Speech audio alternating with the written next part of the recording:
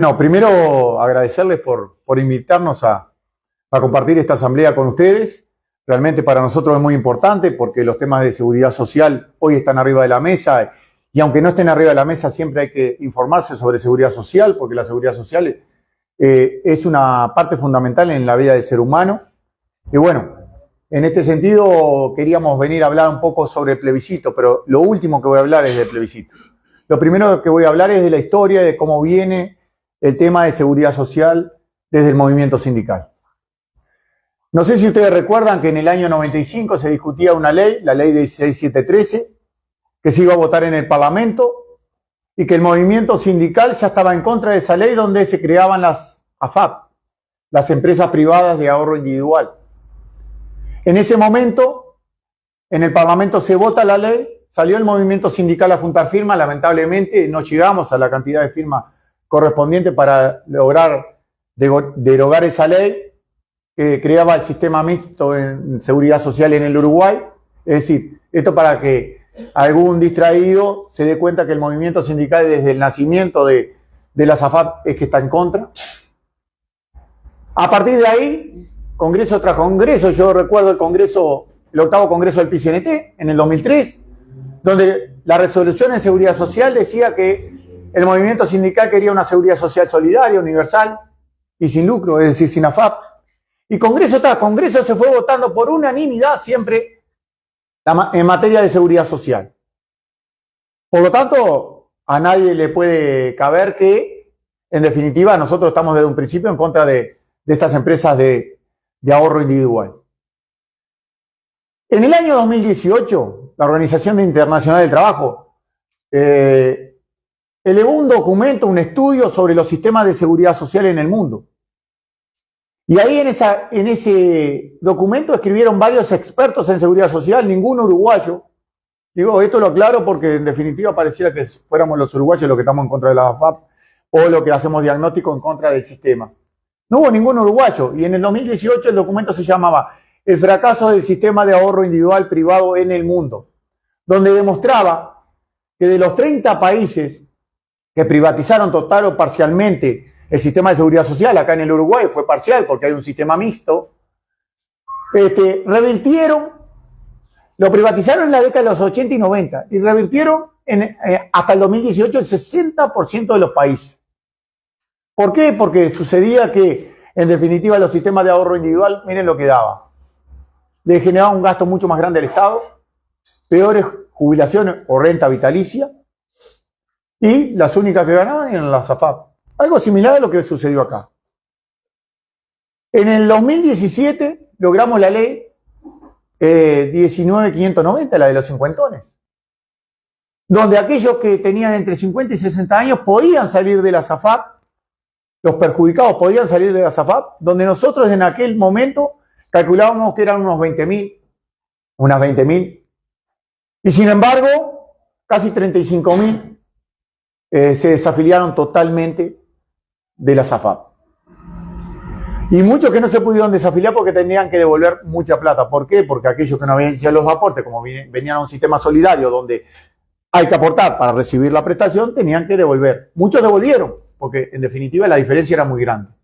Y ahí se notó y se demostró claramente que perjudicaba a la gran mayoría de los trabajadores y trabajadoras el sistema de seguridad social. El sistema de seguridad social vigente, estamos hablando del sistema mixto, que en definitiva es lo que perjudica a la AFAP. Pero miren lo que sucede. ¿Ustedes sabían que el sistema de ahorro individual privado que tenemos en el Uruguay, el 60% de las pensiones vitalicias o las jubilaciones vitalicias o la renta vitalicia, como se le quiera decir, es menor a 1.900 pesos? Entonces no es lo que nos dijeron en el año 95-96, donde íbamos a tener mejores jubilaciones porque íbamos a tener dos. Una por el Banco de Previsión Social y una por la AFAP. Pero si el 60% es menor a 1.900 pesos, ahí se demuestra claramente que el sistema fracasó. Estamos hablando que el BPS, que es el que paga la otra parte, menos de 17.317 pesos no te va a pagar de jubilación o pensión. Pero, en definitiva, la AFAP sí. Y bueno, contra todo ese diagnóstico, fue que venimos del movimiento sindical siempre luchando para tratar de cambiar la realidad. mediante diálogo social como el del 2008, mediante diálogo social como el del 2012, mejorando paramétricamente la seguridad social. Pero ¿qué sucede?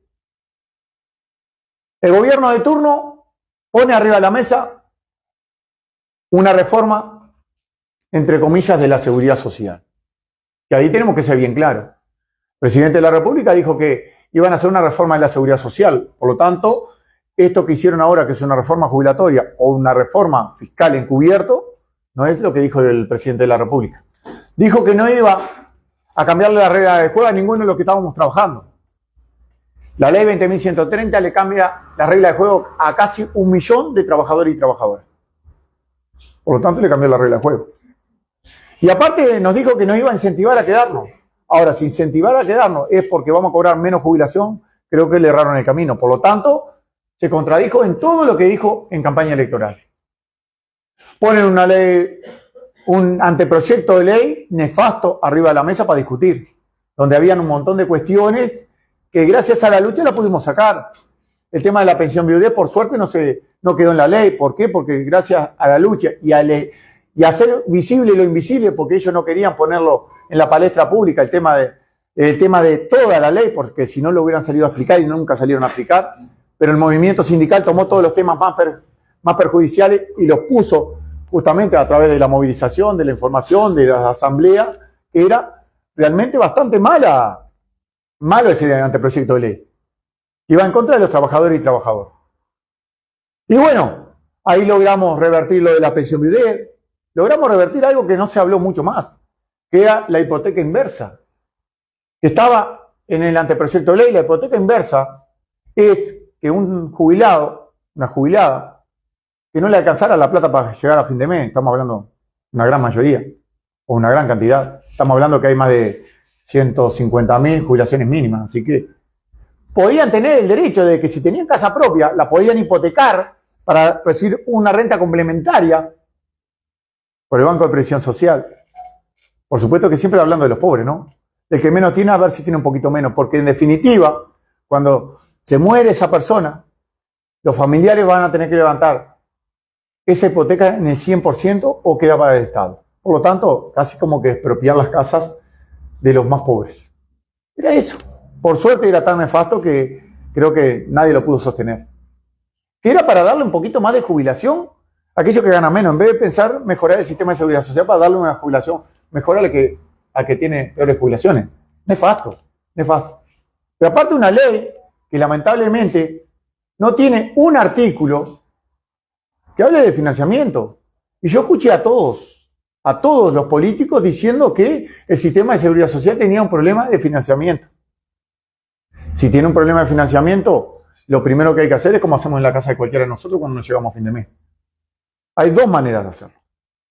La primera, y sí, la más sencilla, es recortar el cable, la luz, el teléfono y comer menos. Y la otra es, ¿qué hacemos? O buscamos otra changuita o tratamos de hacer horas extras en el trabajo para poder llegar a fin de mes o no bajar la calidad de vida. Bueno, lamentablemente el gobierno lo que decidió en materia de seguridad social es recortar la luz, el agua y el teléfono, porque en definitiva no hay una nueva fuente de financiamiento en el proyecto de ley, cuando había un problema financiero.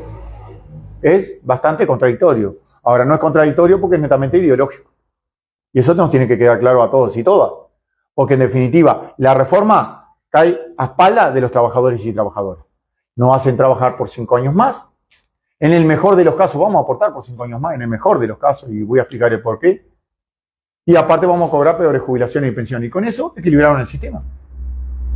Porque si no entra plata, ¿cómo haces para equilibrar un sistema que estaba deficitario, entre comillas? Y recortando, no hay otra. No hay otra.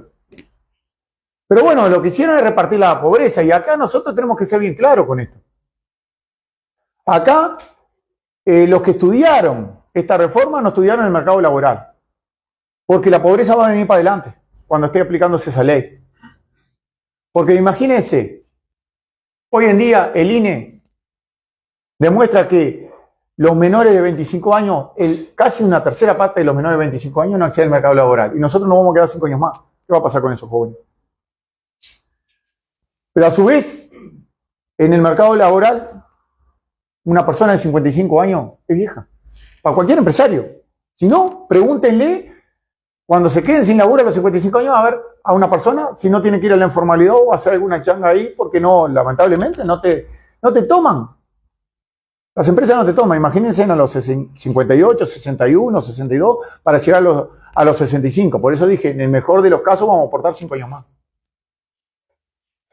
Pero aparte, nos recortan la jubilación porque vamos a estar 5 años menos jubilados de la jubilación hasta que nos muéramos. Y todavía, como frutilla de la torta, aparentemente lo mejor de lo mejor que tiene esta ley es plantear que vamos a jubilarnos y podemos seguir trabajando. Primero, no es nada nuevo, porque en definitiva, si vos estabas en otra caja que no sea industria y comercio, vos podías hacer eso. Lo que se instaura, sí, se flexibiliza lo de industria y comercio. Ahora, ¿qué nos están queriendo decir? ¿Por qué decía que era ideológico? Porque en definitiva lo que está planteando con esa ley es que trabajaremos hasta que nos muéramos. ¿Por qué? Porque si nos morimos trabajando, no te tengo que pagar la prestación. Ahorré. Es más, nosotros al capital le servimos mientras seamos activos, después somos un gasto, porque lo dijeron varias veces. Yo he ido a las asociaciones de jubilados y le digo, hoy no me gustaría ser jubilado, porque pasan diciendo que es un gasto, es un gasto, es un gasto. Las jubilaciones son un gasto. No, vamos a mirarlo del lado humano. La jubilación es el derecho que yo tengo por haber trabajado toda mi vida y tener el derecho de los últimos días de mi vida vivir de la mejor manera. Por lo tanto, no es un gasto, pero lo hicieron con la ley y lo demuestran a cada 5 minutos. Así que nosotros tenemos que decir bien claro, lo que nosotros deberíamos de esperar como seres humanos, porque en definitiva la seguridad social es un derecho humano fundamental, por lo tanto hay que discutir al ser humano como centro, no a la mercancía, que nos den jubilaciones dignas para poder vivir dignamente los últimos días de mi vida. Eso hubiera sido lo mejor, no decirnos tenés que trabajar porque como ya sabemos que no te va a alcanzar porque las jubilaciones van a ser más bajas, no te van a alcanzar, por lo tanto vas a tener que morirte trabajando. Eso es lo que nos están diciendo. Y a consecuencia de todo eso es que nace este plebiscito, con una discusión muy profunda dentro del movimiento sindical, donde ninguna de las posiciones que habían discutidas en la mesa representativa están ajenas a lo resuelto en el Congreso. Ninguna. Todas tenían matices. El tema era el camino del cómo. Y bueno, se logró este plebiscito. Ahora, ¿qué es el plebiscito? El plebiscito es el marco que hay que poner en la Constitución de la República. ¿Para qué? Para que después tengamos que discutir. No es contradictorio con lo que plantean algunos partidos políticos. No es contradictorio con un diálogo social.